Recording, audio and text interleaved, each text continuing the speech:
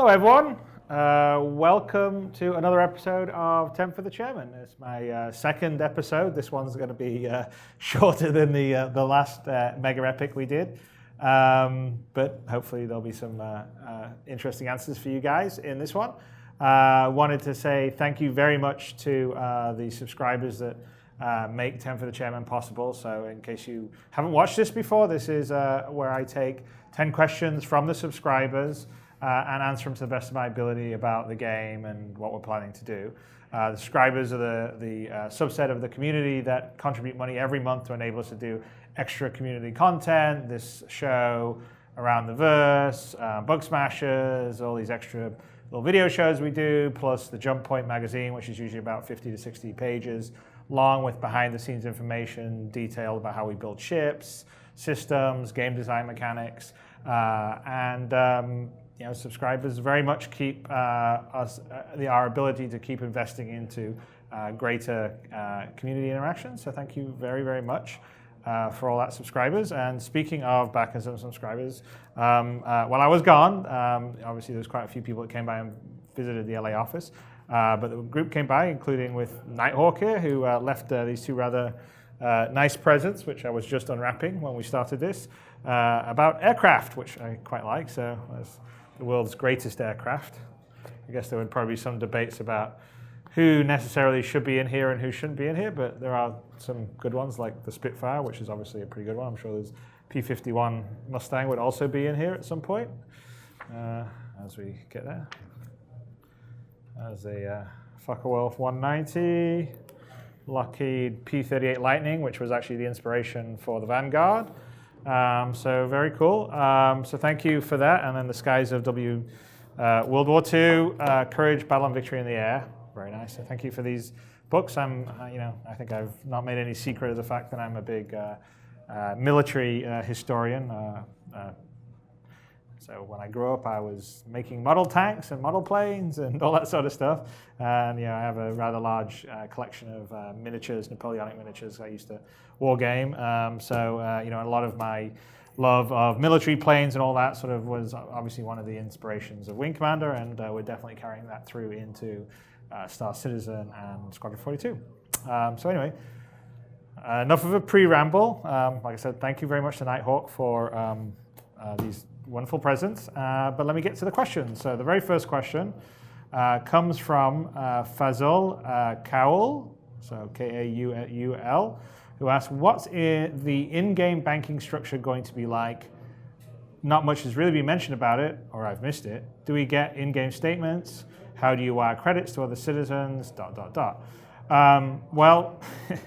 Well, it's the future. You don't need in-game statements. I mean, you'll have your electronic balance as part of your sort of character's Mobi-Glass app, so it will be definitely one of the. I will probably brand it under some form of future bank in the Star Citizen universe, but you would be able to look up and see what your balance is in credits and all that kind of stuff. So that will be your equivalent of in-game statements. Wiring credits to other citizens. We are going to allow some level of transfer of money between players, but it probably will be regulated and limited like it would be in the real world here. So you can't just willy-nilly wire lots of money to people without having documentation for that. And there are things like wire fees and all the rest of the stuff. So we're going to, we haven't fully figured out the mechanics of players trading cash between each other, because there are some ways that the system can be abused if people are trading or giving each other cash, and also the transfer of cash itself in the game system is going to be based on sort of the reality of the system. So it's not like you instantly transfer an asset or money to someone and they instantly have it if they're on the other side of the galaxy. Like, for instance, if I was going to trade one of my ships and it's an in-game ship, I would actually have to get my ship to the person I was giving it to, or he would have to come pick it up. And we're hoping there'll be gameplay revolving around that, where people will be transporting other people's ships, or they'll take a job to fly someone's ship to deliver it to the person that's buying it. And on some levels, I think cash and money transactions will be slightly the same. So we haven't 100% like I said, figured out all the mechanics of that, but we're going to try and sort of take some leads from what happens in the real world to sort of, and also use that to help sort of create some gameplay. So early days, and I'm sure Tony Zurvik has quite a few ideas on that. I mean, he's a big, one of his side jobs is or not side jobs, one of his side passions is he likes investing in day trading and all the rest of stuff. So he's actually one of the reasons why he's really good at building the persistent universe and the economy there. Okay, next question comes from Moonraker, who asks, I'm wondering how the imminent release of Windows 10 will affect the community with regards to playing Arena Commander or Star Marine. Will we be able to install Win 10 and just roll on as we have, or should we be waiting for some updates? It's early days yet, so we're testing some Windows 10 stuff with our IT departments. I think we've got a couple of issues that are sort of making us not want to roll it out to all our, to our sort of dev level. I think we have some that will be sitting on people's sort of laptops and desktops, but we definitely will be sort of working to make sure that we're compatible on Windows 10 from the beginning. So I'm not aware of any major problems if someone upgraded to Windows 10, but don't hold me to that. But that obviously is something that we will make sure won't be an issue. Okay, next question comes from Admiral Shemen. I think that's how it's pronounced. I wondered how the implementation of virtual reality is coming forth now that CryEngine has native support for Oculus Rift. Any progress or plans on this topic? Well, so we're, there is some enhanced CryEngine support, and actually one of the key people that was working on that at Crytek is now actually part of our team in Frankfurt. And we're just sort of waiting to integrate 3.7, and then we'll integrate 3.8, which are the two most recent releases of the CryEngine side of stuff. It's always very complicated with us because we've modified the engine so much that it's not as simple as just getting it and putting it in a day. It takes actually quite a long time to integrate them properly. But those integrations are sort of holding off for us to sort of finish the Star Marine work and the stuff that we're doing for Gamescom. So we're planning to do the sort of integration after Gamescom, and then it would be in one of the patches that would be sort of in the development branch that would then go into a release branch. So I think you could sort of look to using or seeing some of the results of the 3.7 integration into our code base probably towards the end of August, I would guess, or the beginning of September. But yes, so we'll definitely take all the updates they've got for virtual reality in CryEngine and put it in. We still want to do some specific custom stuff on our side, and that's really a matter of sort of engineering time. We're also waiting for some stuff to sort of settle. I mean, there's some pretty cool new stuff like the Valve headset as well. That was sort of on our longer term roadmap, but right now we're really focused on getting all the large world and the zone system working. The Arena Commander 2.0 is really, which is a multi-crew, and then sort of after that's where we sort of get back onto focusing on some other stuff, and virtual reality will be one of them.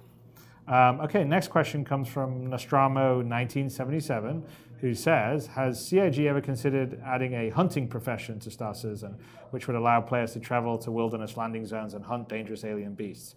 Well, that is very cool, and it sounds a lot like Evolve, and which was also built in CryEngine, by the way. We've longer term we are planning on doing some exploration style stuff where we generate sort of patches of procedural planet that you can go and explore.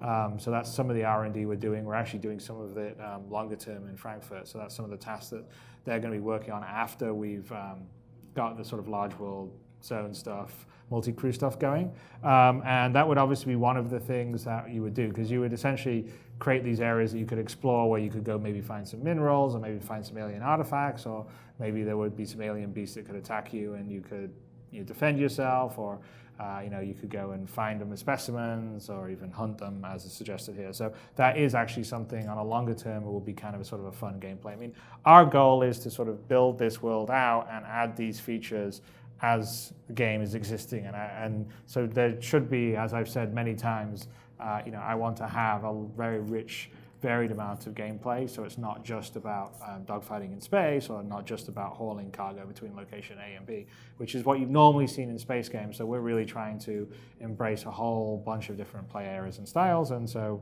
long term, this would be definitely something that would be kind of a fun one, and probably not too difficult to do, because if you play Far Cry 4, that's a whole game mechanic in there, and it's again Far Cry 3, Far Cry 4. They're all essentially on the Juno engine, which came from the Cry engine. So a lot of the stuff that we have would, as long as we got the time to build it, that's going to be doable. Of course, we've got a lot of other things to get done first, so it's not happening tomorrow. But long term, yes. Okay, next question comes from Maudib, who says, my question is about worms. No, it's not. My question is about the history of life in your ship. Will your ship be able to be uniquely named and carry a history with it that would be attached to that ship's particular hull number or serial number that would be reset or lost upon complete hull or ship destruction? Well, we're definitely going to let you name your ships in the sort of persistent world. We're definitely going to have your ships sort of age and wear and tear and you fix up. And much like your character that you would have, we want you to sort of have a reason to hold on to your character, just like, so have a reason to hold on to your ship instead of just have it blown and get a new one. And so, one of the, there would be an idea that you would name it. There would be an idea that maybe it would have, that ship would be associated with the kills that it had and stuff like that. And I think it would be cool. You would, and there may be, longer term, there may be some smart ways to incentivize players to keep their ships rather than sort of trade them in. So those are all things that I would actually be pretty keen on sort of doing sort of stage 2, because again, the whole thing with the persistent universe is that you want to hold on to you want to continue living, you want to hold on to your ship, and so kind of want people to play the game in a sort of measured manner. So Arena Commander right now, you respawn when you die, and so you go. You fight around, you fire your missiles, and then, I might as well respawn and get my ballistic ammo back, get my missiles back. Well, in the persistent world, you don't want to do that, because it's going to be a real pain in the butt to go and then have to, wake up in a hospital room on some planet and go and collect your new, insurance-covered ship, but it's missing all the customizations you've done. So, we've got a ship that's, in the works, the Anvil Crucible, which is a repair ship, and that's all about getting out there and repairing up the ships that have been damaged, say, in battle in space. And so we definitely want to have gameplay around keeping your ship fixed up, patched, living, and so having a history associated with is one of the very good ways of doing that. Okay, next question comes from Lee Adama, or maybe Adama Lee, I don't know. Who asks, what will the spoken interaction with NPCs in Squadron 42 be like? Will it be more like a traditional game from the past where one would pick an answer A to D in a pop-up window?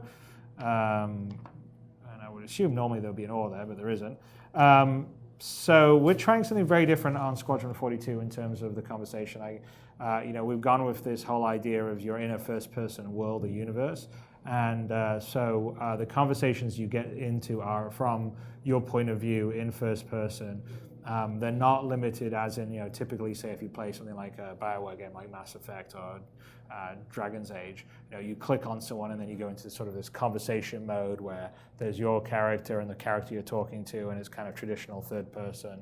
And it cuts back and forth between what people are saying, and then you sort of select A, B, C, D, E, F, and you have this sort of wheel of conversation options. And so one of the big concepts or tenets of Squadron 42, and we're going to bring that across into Star Citizen on the persistent world side, is that the conversation should be fluid like it is in real life. Also, your actions that you do, your body language, whether you keep eye contact, is also important, as well as what you say. And so if you're, when you look up at someone and you catch them in the eye, they look at you and go, oh, hey, hi.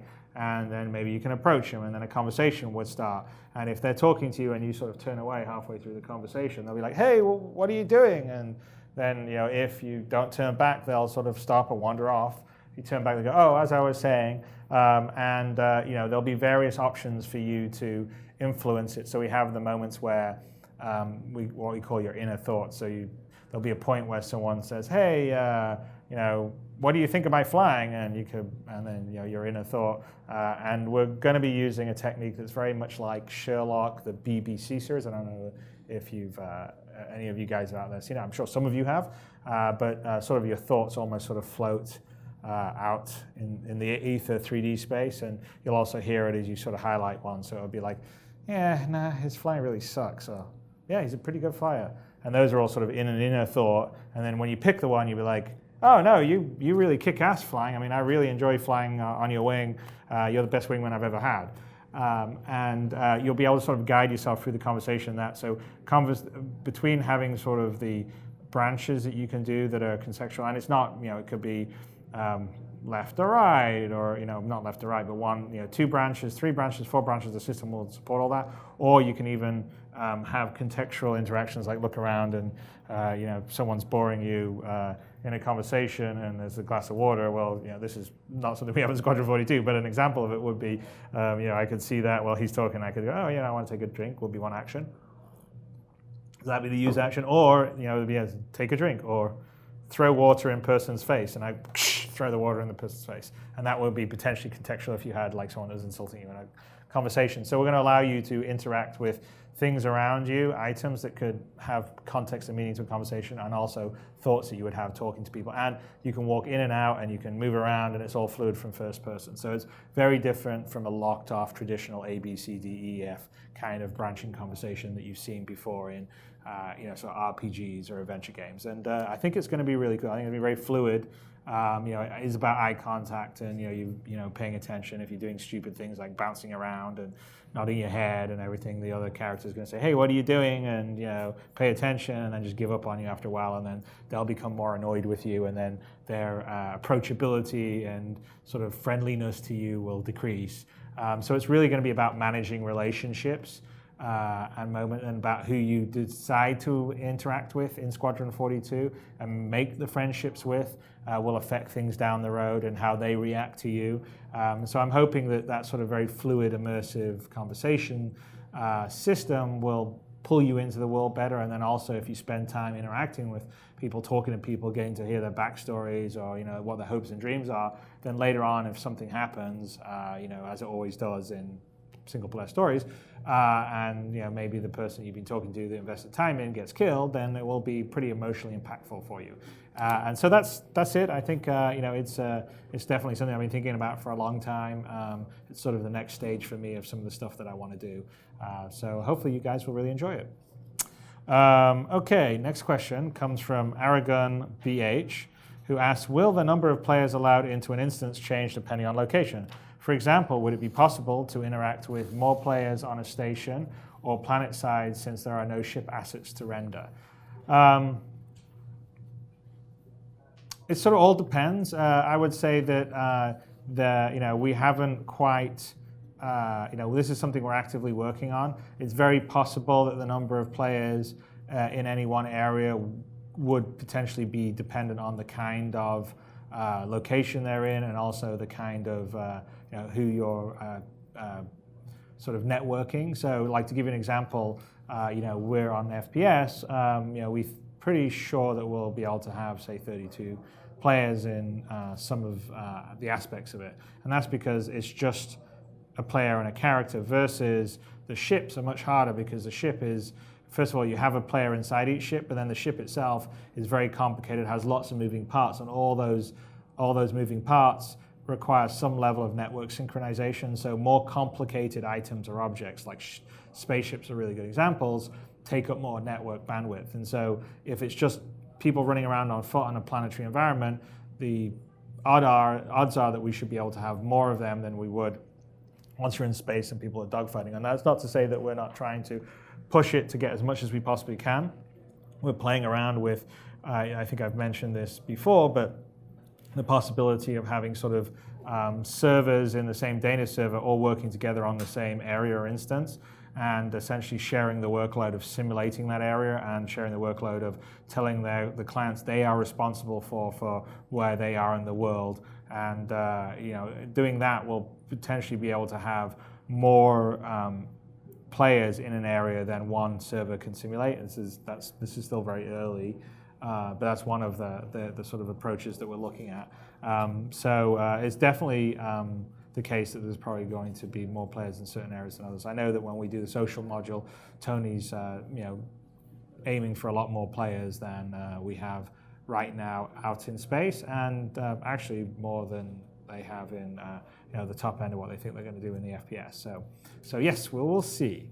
Okay, next question comes from Squirrel, who asks, what designates a short-range ship from a long-range ship? Is it the presence of quantum jump drives, a certain number of jumps without refueling? So I would say that, yeah, things like whether you've got a jump drive or a quantum drive would affect. I mean, most ships definitely have a quantum drive.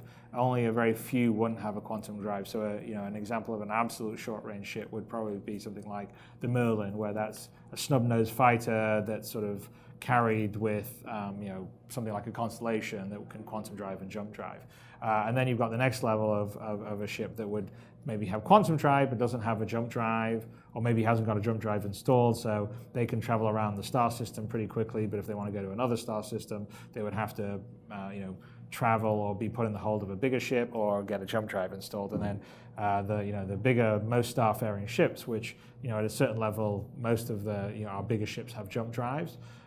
They can jump between systems, and then you have different levels of that, because you've obviously got ships that could jump to another system, but they couldn't sort of head off into open space and jump many system after many systems, because they just don't have fuel or life support reserves. Whereas some ships like the Carrack was made for deep space exploration, so they've got extra fuel tanks and extra range and capacity and could do multiple jumps without having to go back and restock and replenish. So I think those are the various sort of tiers of stuff. We haven't really made specific classifications. Maybe we should do on that, but that's kind of how they sort of stack up and how they go. All right. Next question comes from Beer for the Beer God, who asks quite a few questions and likes to write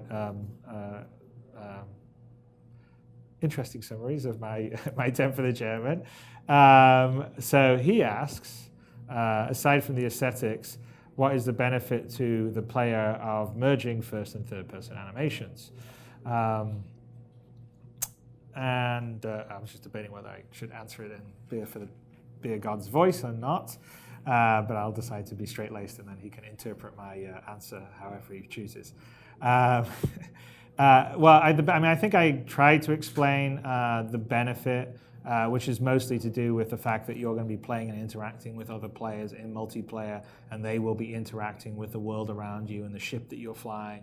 And so therefore, the interactions and action that you do with the environment is going to be visible from my view in first person with another player playing in multiplayer, and I'll see him doing the stuff in third person. And I think I've pointed this out before, but typically when you play Call of Duty and you see all those wonderful first person animations where they open a hatch and do all this stuff from first person, that is all specifically choreographed from first person. There is no third person for that. And actually where the hand is and where the camera is not really where the hand or the arms or the head or the eyes are of the actual character.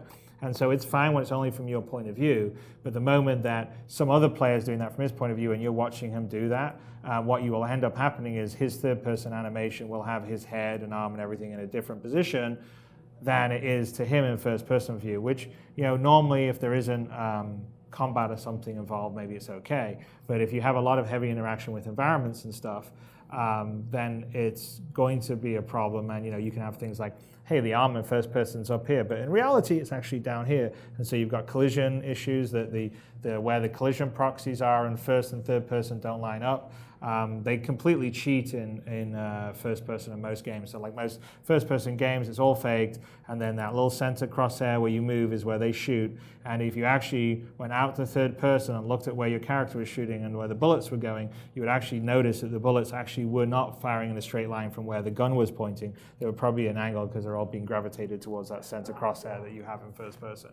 And of course, again, we can't do that in our situation because I'm a player looking at another player, and you expect where his gun's pointed is where he's gonna fire. And it's because we have the heavy amount of interactions between the environment outside of the combat. And normally most first-person shooters, they really reduce the fidelity of the animation of other players versus AI, and we really didn't want to do that. So that's the advantage, is basically where your hand is, where you're looking. It's consistent between first and third person. You don't have to cheat. You don't have to do special fix-ups because you're in first person versus third person, and vice versa.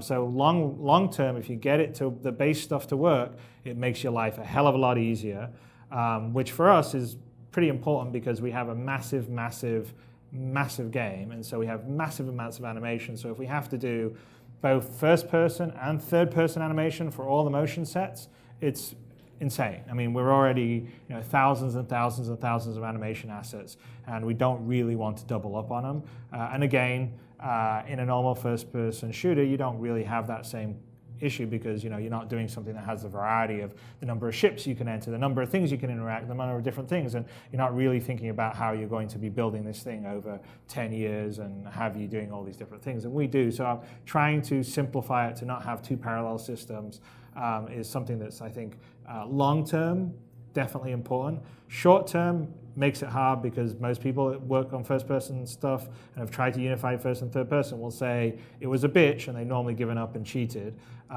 So maybe I'm just really stubborn, which is probably true. It also means I make decent games because I don't give up until I get it right. But I think long-term it's sort of the right call. So I hope that answered the question. And the last question now, coming from Charmin, is how do you handle the sometimes harsh criticism and take care that the team doesn't lose the motivation?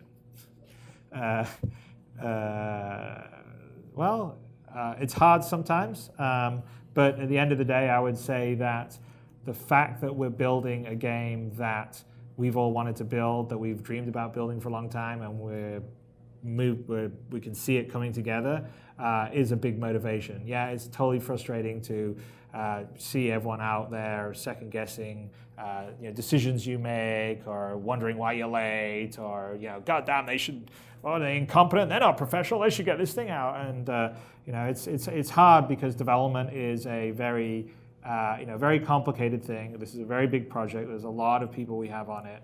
As long as I've ever made games, it's very hard to predict stuff very accurately, especially in the early days, because there's always so much R&D. There's a lot of things that you try and experiment. Maybe it works, maybe it doesn't work, and and anyone can tell you that manages big projects, even not software projects, just say a construction project. The bigger the thing you have, with the more items or elements that have to be done, that just means there's more chance of some of those things getting messed up or not coming out the way you expect, and you having to redo them. And so anytime you've got big, huge projects, there is always a level of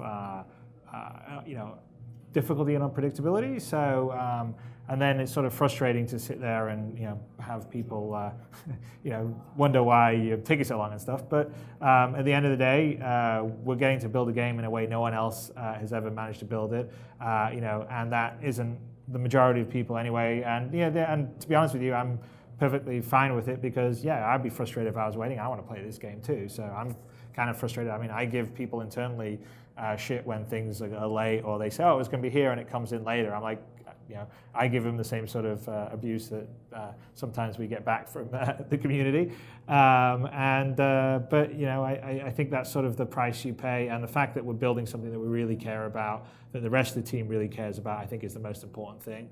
You just need to develop a certain level of either pig-headedness or a thick skin, because you have to realize when you get a large group of people, you're never going to please everybody all the time. You can please most of the people most of the time, but you're never going to please everyone all the time. So what I tell everyone here on the project, and I do this myself, is I say, listen, it's really important to go with what you believe in. Now, listen to what people are saying, take it in, and if someone says something that resonates with you, that you agree with, then that's worth considering and putting into action and doing something about.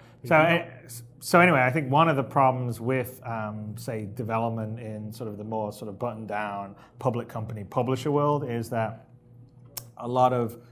there's a lot of second guessing where people don't really trust their own instincts. Not necessarily the key people on development team, but then there's always a lot of other levels of on the marketing or the publishing side where they're like, well, are we got the right feature set? Is this what the kids want today? But I saw this other game doing this. Maybe we should have that feature. And that's the sort of noise that hurts, I think, a game. So being true to yourself is really, really important. I emphasize that to the team. And I think if you manage to do that and you take in the input from the rest of the community, whether it's good or bad, and just say, hey, look, it's input and it's really great to get input, and don't let it become affect you personally, and use it for the benefit that you can get from it, then I think it's fine. Which is one of the reasons why I'm perfectly fine with everyone arguing on forums about like controller balance or whether they feel like the flight model's right or all that sort of stuff, because people are passionate enough to really care about it, and they're putting their views out there, and putting their views out there strongly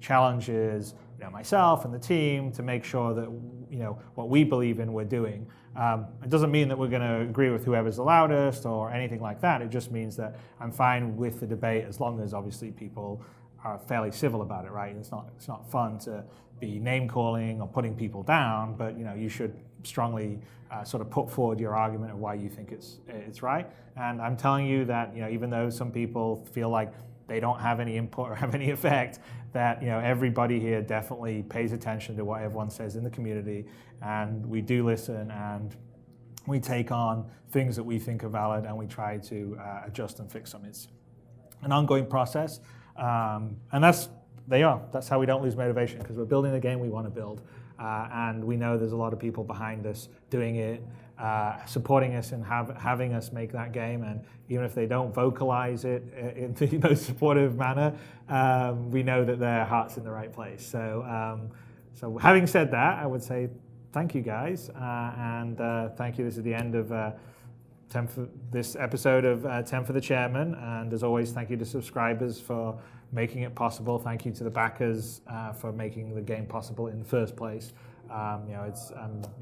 Doing this is a dream come true, and I will see you next week. Goodbye.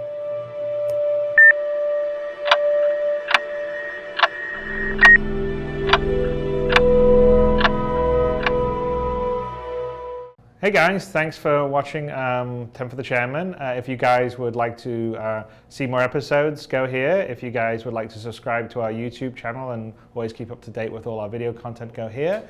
And if you guys would like to watch episodes of Around the Verse, go here please. And I will see you in the verse.